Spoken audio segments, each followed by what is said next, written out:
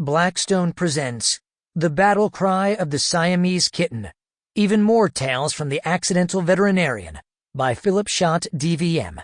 This book is read by Berman.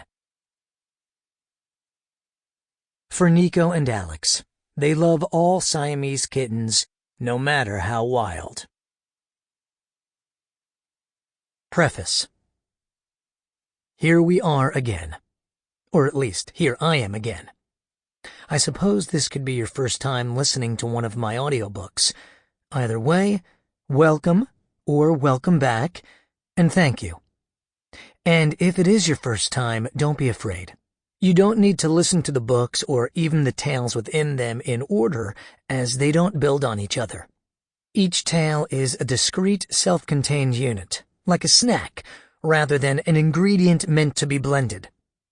Most other books are grand multi-course meals, whereas I like to think of my 3 veterinary books as collections of story snacks, or tapas, if you prefer.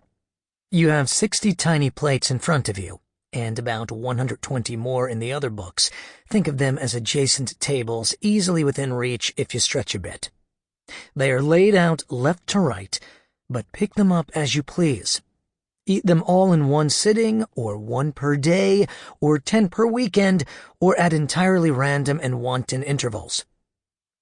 When I began writing the first book, The Accidental Veterinarian, I briefly considered trying to weave the stories into a continuous narrative, like a traditional book. Many of the individual stories already existed as blog posts, so I would have to write some sort of filler to connect them. Filler sounds pejorative, doesn't it? I don't mean it that way. The filler might have been beautiful and engaging, but it would have been false. I'm blessed with a good memory, but not an unnaturally good one that allows me to conjure up the level of detail needed to turn all these stories into a smooth continuum. I did exactly that with The Willow Wren, the fictionalized memoir of my father growing up during the rise and fall of Hitler's Germany. Yes, that was a shameless plug for an unrelated book. And there the filler worked, but it didn't feel right for my veterinary stories. Moreover, I thought that there might be a place in the modern reader's library for collections of story snacks. I hope I am right. In the spirit of story snacking, I've done away with the sections in this volume.